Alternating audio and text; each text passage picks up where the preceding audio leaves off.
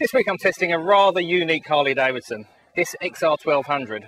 The reason it's unique, because it's the first Harley ever designed not for the American market. In Europe last year, Harley-Davidson sold over 13,000 Sportsters, so as you can imagine it's quite an attractive place for them. Harley wanted to capitalise on those sales. They wanted something a bit more sporty in the Sportster range, as it were. And they came up with this, the XR1200, which is based on the classic XR750 flat track bike, which has won pretty much every single flat track event you could imagine in America. The Sportster range has been around for ages and is pretty much tried and tested, but with the XR1200 they've added a few little hot up bits pretty much to make it a hot Sportster.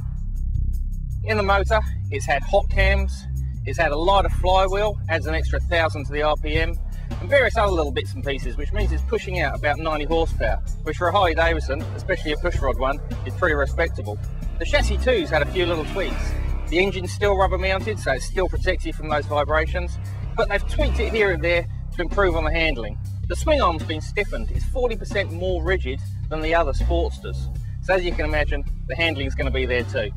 Really though, it's the tyres that you've got to look at to see exactly what this Sportster's all about. It's got an 18-inch wheel at the front, wearing a 120 tyre.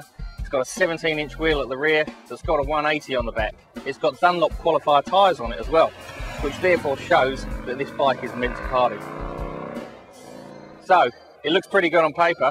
What's it going to be like on the road?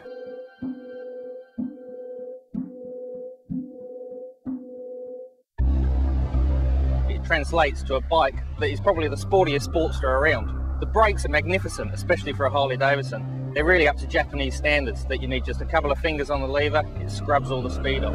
The 90 horsepower, which is actually 20 horsepower up on the regular Sportster, really does make itself known. And that extra 1,000 RPM means that you can rev it right the way up to the 7,000 RPM red line and really make the most of the power.